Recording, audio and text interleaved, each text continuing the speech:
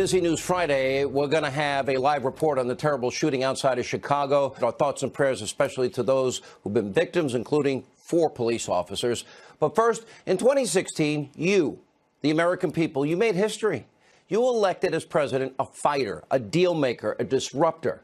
You sent a leader to the White House who is clearly unafraid to dismantle the status quo in Washington, D.C., the swamp, the sewer, and also somebody that is now, in 2 years, we see he fights to keep his promises and get things done that he said he'd get done, frankly, come hell or high water. Tonight, what you're witnessing is Donald Trump doing whatever it takes to fulfill his promises. More importantly, this is about protecting the lives of the American people and securing the country on our borders. Many lawmakers, especially Democrats, ignored the crisis at our southern border. They said it's manufactured. 1 month ago, Speaker Pelosi vowed that Congress wouldn't spend more than $1 on any border wall. It was immoral. As it turns out, she's a little off. Take a look. I went through Congress. I made a deal. I got almost $1.4 billion when I wasn't supposed to get $1. Not $1. He's not going to get $1. Well, I got $1.4 billion, but I'm not happy with it.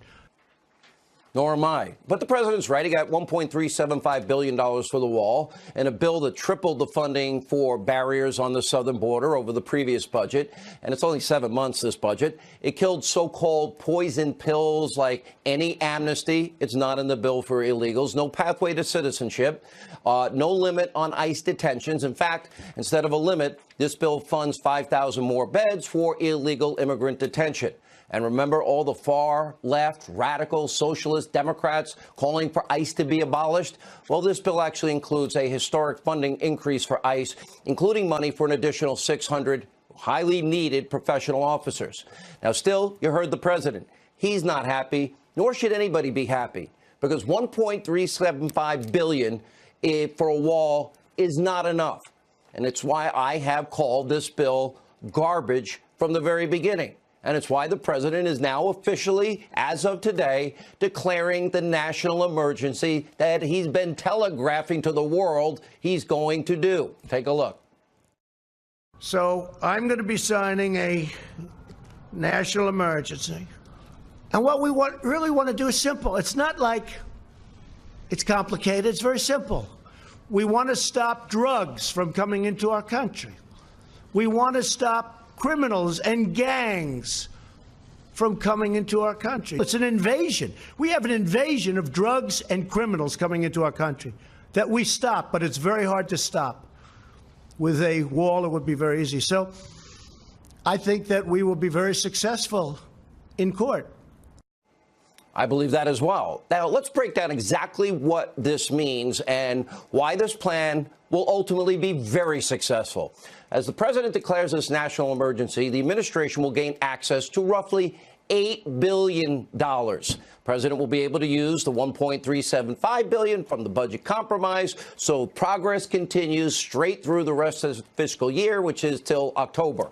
$600 million from the Treasury Department's drug forfeiture fund, $2.5 billion from the Department of Defense's drug interdiction program, an additional $3.6 billion from the Department of Defense's military construction account. And he knows the Democrats, as we predicted, they're going to go judge shopping. They're going to challenge this constitutional executive action in court. But their efforts, ultimately, they will come up short. One constitutional scholar after another agrees with us. The president is standing on firm legal ground. Let's look at U.S. code. Oh, law passed by Congress, signed into law. It explicitly states, quote, construction of roads and fences, oh, that would be a barrier, a wall, and installation of lighting to block drug smuggling corridors across international boundaries of the United States. Well, the president also has standing based on U.S. code. Right there, you can see it, 2808. That allows construction projects for national security. And that's not even all. Since 1978, a whopping 58 national emergencies have been declared by various presidents, starting with Jimmy Carter. And guess what? 31 of those national emergency declarations are still in effect today. Former President Obama, he declared 10 national emergencies, including one that countered the rise in crime from a deadly Mexican cartel. Simply put, there is major legal, legislative, and constitutional precedents for this national emergency when it comes to stopping drugs, gangs, cartels, trafficking, and everything else, and all the security risks to Americans at the border as a result of an open border. Remember, 300 Americans are dying weekly from heroin, 90% of which is trafficked across our southern border. In 2017, more than 70,000 Americans died from drug overdoses. Excuse me, is that a manufactured crisis? Last year, fentanyl trafficking across the southern border shot up a whopping 122%. In Arizona alone, fentanyl deaths have tripled since 2015.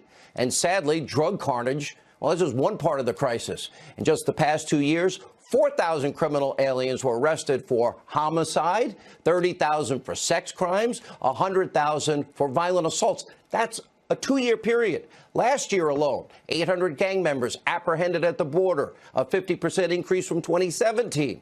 And today, the president had a very powerful message to one, well, fake news hack who tried to claim that this is all just a manufactured crisis. Same talking point the media uses as their best friends in the Democratic Party. Take a look. What do you say to your critics who say that you are creating a national emergency, that you're concocting a national emergency here in order to get your wall because you couldn't get it through other ways? Moms, what do you think? Do you think I'm creating something? Ask these incredible women who lost their daughters and their sons. Okay?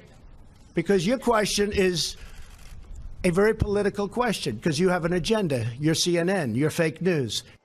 Ouch. Maybe Jim ought to walk over. Maybe talk to the angel moms and dads that we have on this show. Made him look really weak, bad, pathetic, heartless, and looks like when he's forced to face brave angel moms and dads who've lived through hell, pain and suffering that none of us can imagine, he didn't want to talk to them. Now, tonight, no matter what you hear from Democrats or the hate Trump media, the wall is getting built. The president, the fighter, the disruptor, the deal maker, tenacious, unrelenting, is keeping his promises. But also, he's winning. Are you sick of winning yet? The American people are the real winners here. This is a huge win. Forget the president. Put him aside for a minute. This is a win for the country. This is a win for you and your families and our safety and our security. Which brings us tonight to our Hannity Watch on what is the abuse of press. We're like the whole newspaper on this show. I can produce hours and hours of radio and television where I do straight news. We do tons of investigative reporting you're too lazy to do or too biased to do. Remember, we were the only show, one of the only shows that vetted Obama, Frank Marshall Davis, and Acorn and Alinsky, and, oh, yeah, let's not forget the Church of GD America, Black Liberation Theology. Remember our coverage of Bill Ayers and Bernadine Dorn? Remember all of that? We also had some serious investigations on this program into the Duke lacrosse scandal. I actually met with some of the kids and the families. Baltimore, Maryland, we were right. You all in the media were wrong. UVA, Richard Jewell, the scourge of gang violence in Chicago. We put up the names on the show. The man-made drought, Delta smelt in California. We investigated what your kids are up to in spring break. Yeah, we do investigative reporting. We do straight news as a talk show host. And we also did our 2-year investigation into the deep state, and we have the evidence that you never paid attention to about what was an attempted coup on the president of the United States, where they let one candidate free in an effort to sabotage the other. And of course, like every newspaper, yeah, I said, we're like the full news. We give opinion. I don't hide that I am a registered conservative. We even do gossip occasionally in sports. 2 nights ago, we had on Tim Tebow. You see, our First Amendment, freedom of the press, well, part of the free press, you can be a talk show host and do all of those things. It covers many different and unique roles for the press. In doing so, like other so-called journalists, I use sources all the time. I work the phones daily to get information, to do reporting, investigation, so I can give my audience the best information that you guys aren't giving them. And I'll never, ever, by the way, for all you that speculate, I will never confirm, not even deny, who my sources are, who I talk to, who I don't talk to, or even if I talk to people alone. What you have in the media right now is obsession. They got blinders on, and they've got this prism in which they see Donald Trump. lazy, overpaid people in the hate Trump media, so blinded by their hatred and rage for Donald Trump, they need to get their own sources of information instead of falsely speculating about mine.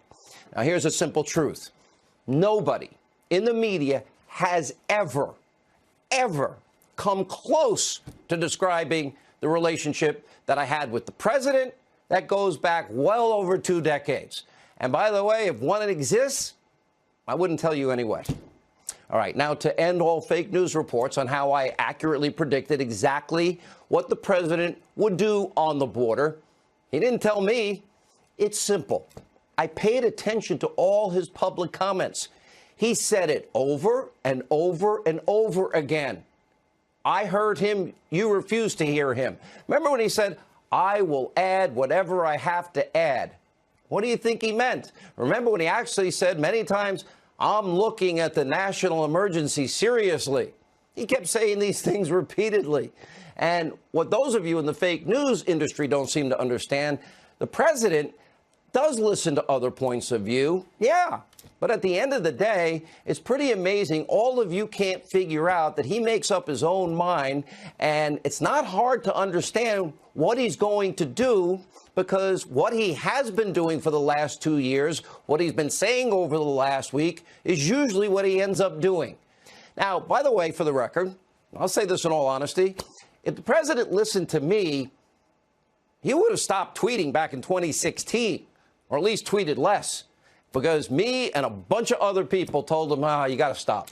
But I got to admit, in retrospect, I actually think he was right to keep doing this, maybe 5% less, because what he's doing is bypassing the abusive press that is offered, people that hate him every day, and he's getting his message directly to the American people, which, as you can see, in a media landscape full of conspiracy theories, hatred, fake news, is now more important than ever before. Take, for example, this report from Newsbusters. Look at this.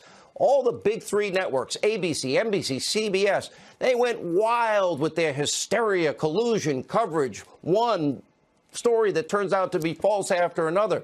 They dedicated over 2,200 minutes of airtime, just the 3 networks. They aired and found 0 seconds minutes for available airtime, when the bipartisan Senate report that found no collusion with Russia this week. They didn't cover it at all, because then they'd have to admit they were wrong. And I happen to like the fighter that is in the White House. I do like the man who fights, tenacious, unrelenting, and fights to keep his campaign promises. It's refreshing. It's energizing to watch him go down the list and see all the success for the forgotten men and women that voted for him in 2016. The policies he advocated for in his campaign and he's now delivering on, well, to be very honest, I have been supporting. These are things I publicly stated support for, most of them, for 30 years on radio, 23 years right here on the Fox News channel. Why? Because conservatism works. It works every time it's applied. Just like I predicted Obama would fail. 13 million more Americans on food stamps, 8 million more in poverty. Look at the president's positive, record-breaking results on the economy alone. New trade policies. We're making more money. More opportunities for Americans, 600,000 manufacturing jobs, 5.3 million new jobs. Yeah, I like those policies, and it's worth fighting for those policies. All right, we'll have more on this later. But first, we do have to turn to our Hannity Watch on the Deep State in light of yesterday's big news, huge bombshell revelation surrounding disgraced, fired FBI Deputy Director Andrew McCabe. Now, last night we laid out the entire case. 2016, small group, high-ranking, unelected, unaccountable bureaucrats, they abused their power in such a way to try to rig the 2016 election in favor of one candidate, Hillary Clinton, over another candidate, Donald Trump. They allowed their chosen candidate, Hillary Clinton, to stay in the race by clearing her of all charges before they even investigated it. Well, things that no other American could ever get away with. Trust me. If you have subpoenaed emails, you better not delete them. You better not acid wash your hard drive and bust up your devices. Now, in July of 2016, Comey Strzok interviewed Hillary. He's the guy that said we're smelly Walmart voters. He's the guy that said Hillary should win 100 million to 0. Anyway, Comey and Strzok and others, they decided to give her a pass. The fix was in. And they didn't prosecute Clinton for what were obvious felony violations of the Espionage Act, including mishandling top secret, classified intelligence on that unsecured private server in a mom-and-pop shop bathroom closet.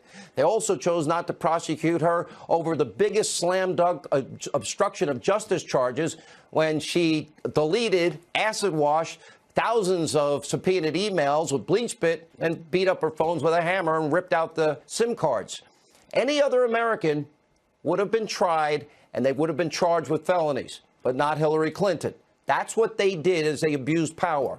And then also in July of 2016, right after they give her that free pass that keeps her in the presidential election, the same exact people then use Hillary Clinton's bought and paid for phony Russian dirty dossier to open up an investigation into the Trump campaign. They used the same unverified garbage, to spy on a Trump campaign associate, and they were all warned it was unverified and that Hillary paid for it, and it was never corroborated. It's been debunked. Those known lies were used to repeatedly, 4 separate occasions, commit fraud on FISA courts and literally deny a fellow American of their constitutional rights. And then they used it later. Remember the insurance policy to illegally attempt a coup. Again, using the Russian lies. They knew they were Russian lies. They were briefed that they were Russian lies to unseat the president that they didn't like, the candidate they didn't like, the one who had smelly Walmart voters following him. After a months-long investigation, meaning almost 9 months, Lisa Page, James Comey, others had even admitted there's no evidence of Trump-Russia collusion. But that didn't stop this very same group of unaccountable, unelected bureaucrats from plotting to remove a duly elected president from office. Watch this. There were meetings at the Justice Department in which it was discussed whether the vice president and a majority of the cabinet could be brought together to remove the president of the United States under the 25th Amendment. All right, joining us now with a reaction to our top story, former DNC Communications Director Luis Miranda and also U.S. Border Patrol Council Vice President Art Del Cueto is with us. Art, you've been there before as on the border. Is this a crisis when we're losing 70,000 people a year to drug overdoses, 90% of heroin coming across the border, massive increases in fentanyl? Well, it's definitely a big crisis. Not only that, but you start looking at the amount of individuals that are crossing the border. You talk about the caravans that are coming across the border. All those issues. You look at the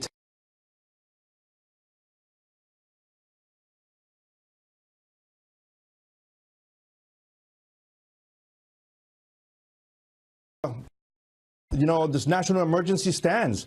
That's a big issue. I know that there's going to be some fighting back and forth with the court, but I hope it stands. But, there's also some issues within the bill itself, the spending bill, now law, that also has us concerned, though, because it does place some limitations on some of the agents. It places limitation on law enforcement. And let me bring in Luis, if I can, here for a second. Luis, how come Hillary Clinton, Chuck Schumer, Barack Obama, Joe Biden, and pretty much most of the Democrats, I got the tapes, how come they all sounded like Donald Trump just a couple of years ago in the second term of Barack Obama? How come then they wanted a wall, then they'd fund a wall, and now it's immoral and we can't spend $1 on the wall? How do you explain the hypocrisy of your party? It's a great question, Sean, and thanks for having me on. And, to just a quick aside here, you're not giving yourself enough credit. The president's obviously watching during executive time. Luis, I asked you a question. They appreciate Luis, come on. But here's the thing. When I asked a question. They supported it a couple of years ago. Why not now? When Barack Obama and Hillary Clinton and Bill Clinton talked about this issue back in 1995, 1997, 2005. You don't want to answer my question, do you? I'm telling you, I'm explaining it to you. The numbers of illegal entries were far, far higher, over 1 million every year. There was actually a situation that needed to be put under control, and that's why from 2000 to 2014, you saw the number of Border Patrol agents doubled. You saw more resources. You saw more of the efforts to go ahead and 90% of America's heroin. Luis, you got to listen. I'm listening. 90% of America's heroin crosses that border. 300 heroin deaths a week in this country. And we both agree that's a problem. Are you going to tell me? We both agree that's a problem. Are you going to tell me that we don't have an obligation to secure that border, to stop the influx of drugs, cartels, and gang members, and those that also, not the 98%, the 2% of criminals that commit murder and sexual assault crimes. Don't we have an obligation to protect them, yes or no? Absolutely. And what we need is a safe and orderly border. But what you're talking about, that crisis, no that wall, fentanyl, all those drugs are coming up through the legal ports, in vehicles, in trucks. And so we need to put as much effort into that as if you're trying to put walls in between entry points where there's not that kind of traffic. The statistics from the Trump administration itself tell you that it's marijuana and families that are coming across. They want to put their head in the sands. And meanwhile, Sean, it's only the ports of entry. They supported the same thing. You get the last word. It's incredible because, to be honest, we are constantly getting methamphetamines and fentanyl between the port of entries, not just at the ports of entries. Thank you. And you that's would know, why we're right? concerned with some of these bills. No. I've been out there. He actually knows. Trump's DEA. And I've been down Trump's there DEA 14 says times. this. Ask Trump's When we come DEA. back, Alan Dershowitz, Mark Penn, blasting Andrew McCabe's outrageous comments about the president. They'll join us. And tonight, a one-on-one. Me and former DNC chairwoman Donna Brazile and Newt Gingrich tonight. Busy breaking Friday News Night. Stay with us. Family Taco Night is a heartburn. This is a Fox News alert. I'm Mike Tobin at police headquarters in Aurora, Illinois, where it has happened again. A gunman has opened fire on his co-workers at a manufacturing plant just west of Chicago. We now know of a total of 6 people dead, 5 victims and the gunman. 5 police officers have been shot, not killed. A 6th police officer has a knee injury. The police chief here taking notice of the officers running to danger. To the officers and medics who showed up from all over the state to render aid, this message is for them. Thank you for your selfless act. Thank you for running towards gunfire and putting your lives in danger to protect those inside the business. The shooter, identified as 45-year-old Gary Martin, killed by police. He worked at the Henry Pratt plant in assembly where the shooting happened. The Sun-Times reports that he was recently laid off. His mother said that he was stressed. The total number of civilians injured is unknown. All right, more on our top story tonight. Preview of an upcoming interview on 60 Minutes. Strongly suggests former acting FBI Director Andrew McCabe, the deputy FBI director at one point, admitted to conspiring with other high-ranking deep state officials to secretly record President Trump, remove him using the 25th Amendment, which it was not designed to be used for. McCabe's spokeswoman today denied this report, but we'll have to wait and see. Joining us now with reaction, Alan Dershowitz, professor at Harvard. He wrote the introduction to a new book featuring the text of the Constitution, which I wish some people would read in Congress, and the Declaration of Independence. And we're also joined by former Clinton pollster and advisor Mark Penn. You know, it's interesting. Both of you take heat for being on this show. Both of you take heat for being intellectually consistent and honest. I'm looking at, I've never seen a case where one candidate was favored over another and they ignored all this other Russia stuff between Uranium One and a Russian dossier, and the Espionage Act and deleting subpoenaed emails, and then bludgeon a sitting president before and after with a dossier paid for by the opposition party, Mark Penn, and never verified. And they lied to FISA courts and committed fraud.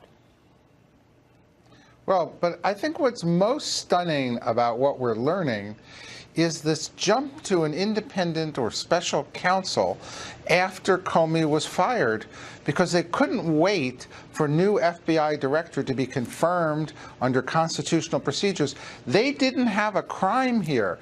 No investigation had been obstructed in any way.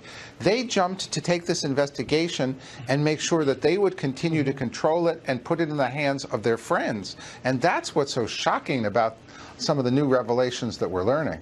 You know, and Professor Dershowitz, we know they were looking into this for the 9 months prior.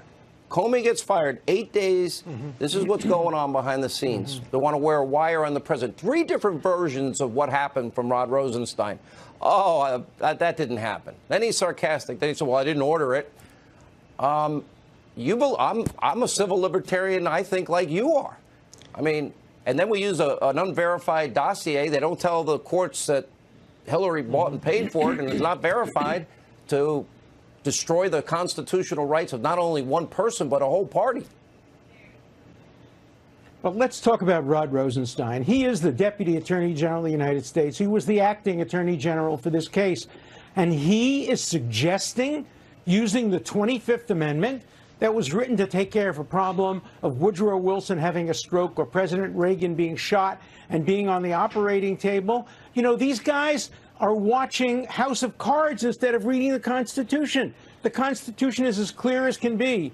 The 25th Amendment is applicable only if you're incapacitated. It's not a substitute for impeachment. It's not a substitute for an election. And if Rod Rosenstein actually thought about and suggested wiring the president, invoking the 25th Amendment, he should be fired before he has an opportunity to resign. He should be disgraced. The Inspector General of the Justice Department should be looking into it. This is as close as this country has ever come to the consideration of a coup d'etat, a constitutionally unlawful coup d'etat against the duly elected president. Whether you like him or not, whether you voted against him as I did or not, the Constitution has to prevail. The 25th Amendment has to mean what it says. And when you have a Deputy Attorney General thinking about circumventing the 25th Amendment, that is close to a constitutional crisis. I've called this the biggest abuse of power, corruption scandal in American history. You're right, Professor Dershowitz, because that's what it was. And Mark Penn, it's because of two reasons. They don't like him. They don't like his policies. They don't like him personally. This is a frightening moment that we have been able to reveal. Well, we know from the page-struck text that those two characters really hated Donald Trump. But now that everyone's gone out on speaking tours and said they also hated Donald Trump, then political animus seemed to go through the entire system and create a hysteria that created investigations that didn't have a factual basis. There was no obstruction. There was no Russia collusion. There was a dossier paid for by the other campaign that never should have led to any of this. And we're just learning the confirmation of all this as these people write books and go out and speak and think that they're patriots. And it's the end justify the means. Anything to get Trump, no matter what the Constitution says, no matter how you must compromise the Constitution and civil liberties, anything that gets Trump. Every civil libertarian ought to be up in arms about that alleged conversation involving the Deputy Attorney General of the United States. Professor, let me ask you. The ACLU should be in this case, and they're on the other side. Do you see crimes committed by this upper echelon in all of this attempted coup, which I agree with you? Do you see crimes? I see political sins. I see violations of the Constitution. But again, I always have to ask the question. Constitution's our rule of law, sir. I have not seen crimes. Well, that's not a criminal statute. So, you know, what they did was wrong and unconstitutional. If you lie to a FISA court, for example, and withhold exculpatory information, is that a crime? That could be a contempt of court, and I think the FISA court ought to look into that, whether they were treated contemptuously by the state, by prosecutors. I've got to give it to you. Withholding You're the greatest defense attorney ever. Denied them. Admit nothing, but I think we all would admit that when you commit a fraud, if I committed a fraud before a court, Professor Dershowitz, you're a great lawyer. I'd hire you, and I don't think you and a dream team of lawyers could get me off. Although you've done it in the past. Good to see you all. Well, all right, up next, no topic off limit, one-on-one.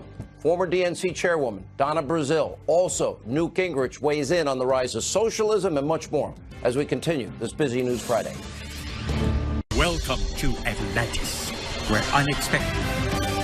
All right, for weeks we have been detailing the Democrats' radical alerts to the left. Some freshman Democratic lawmakers openly pushing for, well, beyond socialism. Many of the 2020 Democratic candidates keep proposing radical liberal policies. Here with reaction, former interim DNC chairwoman, somebody I've gotten along really well with over the years. Donna, you know what? I always see you, you're kind and nice, and I've tried not to be too hard on you in the past, right? We get along pretty well. You've been hard on me, but you've been fair. And as you all know, Sean, and it's good to talk to you and see you. I've always pushed back because I think you and I come from the same type of family. We know how to stand up for what we believe in. And I do too. I respect that with you. I don't think you would ever make a proposal that's going to guarantee that'll eliminate all health care, 70% marginal tax rate, that eventually will eliminate airplanes and cows, one that will guarantee healthy government food, a place to stay, retirement, health care, and a takeover of industry, and the rebuilding of pretty much every building in the country. Why do I suspect all these years I've known you, and I know you slant left, you're not going to support that, are you, the new Green Deal?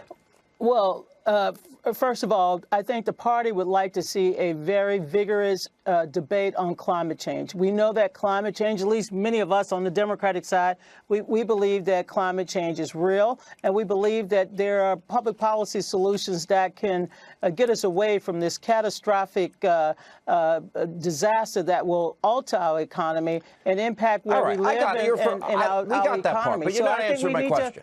Here's my question. Is there any part of what I mentioned, free housing, free health care, no more private insurance, 70% marginal rate, guaranteed sustained wage, family medical leave, vacations, retirement, paid for, guaranteed healthy government food, K through college and beyond, economic security, housing, pretty much cradle to grave, womb to tomb stuff. Do you think, and it was all put down on paper, don't you agree with me that this is political suicide for the Democrats?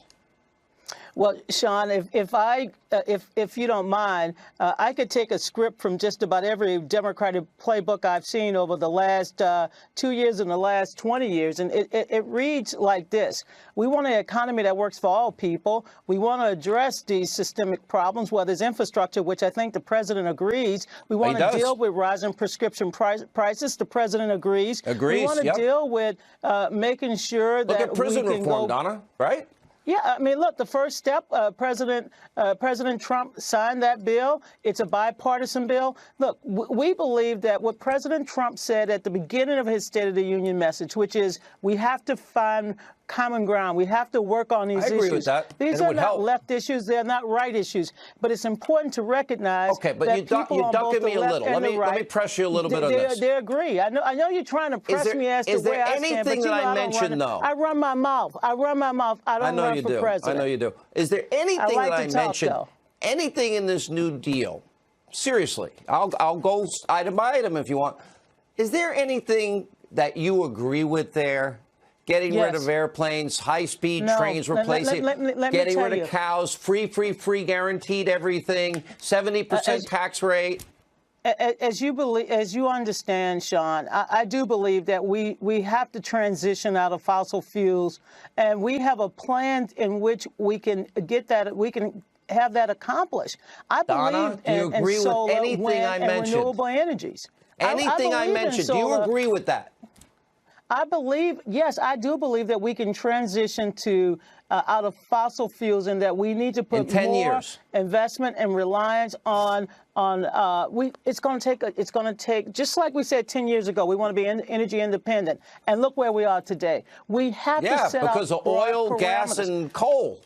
But look. Thank God. No, we said all of the above. Back in the day, all of the above guy. We said all of the above. Show me the technology. That included renewable. That included renewable. That included solar. But think of the energy independence. Career jobs for people. All of the above. Don, it's always a pleasure. Thank you for being with us. All right, Newt Gingrich reacts to mini monologue on Alexandria Ocasio-Cortez. Hannity Watch on the socialist takeover of the Democratic Party continues. I hear it in the background. She's watching it too, saying, and this is where. I'll see you next week. All right, now, like we have been telling you, a new far-left radical extremism is now gripping the Democratic Party, and it is destroying everything in its path. Now, just this week, Amazon announced that it is canceling plans for its New York City expansion following attacks from leftist, extremist, progressives, and lawmakers like Congresswoman Alexandria Ocasio-Cortez. Now, dealing an embarrassing blow to Governor Andrew Cuomo and Comrade Mayor Bill de Blasio, well, now the move would have brought 25,000 jobs to the city, reported average salary $150,000, but they would have paid $3 billion in tax breaks for it. The Congresswoman praised the exit, writing, "Every day, New Yorkers and their neighbors defeated Amazon's corporate greed," prompting Amazon to fire back, accusing her of being, quote, "never Amazon." Okay, adding that the company doesn't want to, quote, work in this environment in the long term. To be fair to the Congresswoman, she does have one point. Why are they paying just one company? Not every business in New York. Why does one company get $3 billion in tax breaks and grants? Every other business gets nothing. And by the way, for the last 2 years, Amazon has paid zero in federal income taxes. Now, we should all want a lot more equal playing field. Maybe they'll think in New York, let's cut everybody's taxes, because maybe that would foster competition, innovation, invite a business-friendly environment.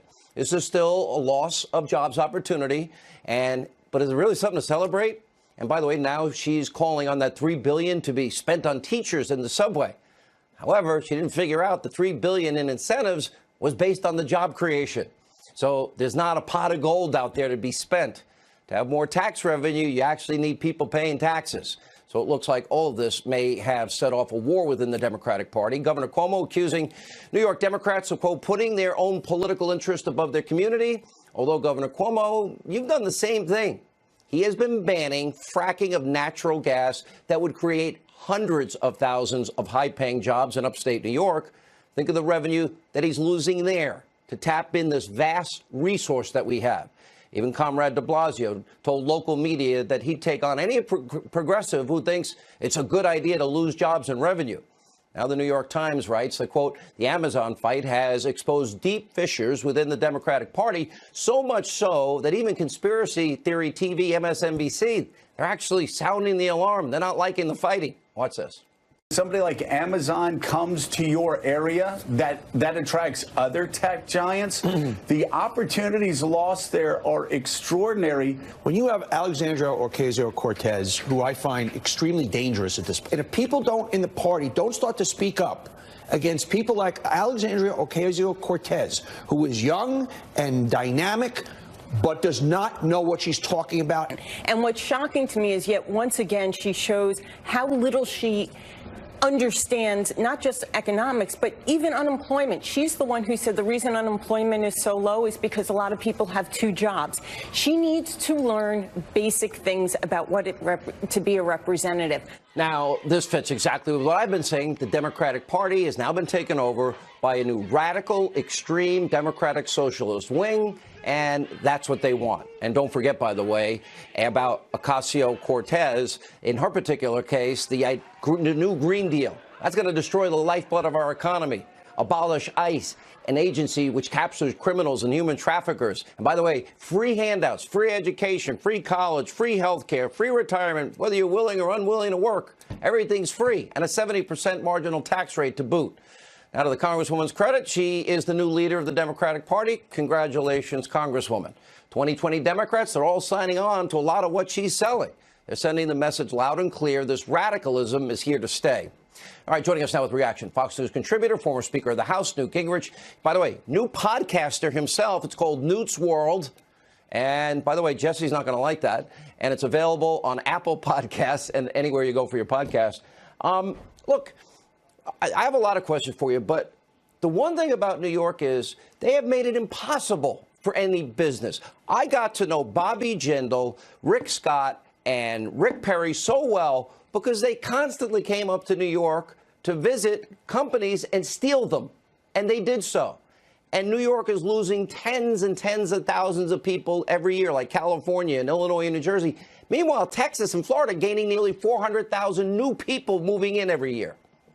Basically, Amazon comes in and says, hi, we'd like to create a bunch of jobs. We want some tax breaks to create.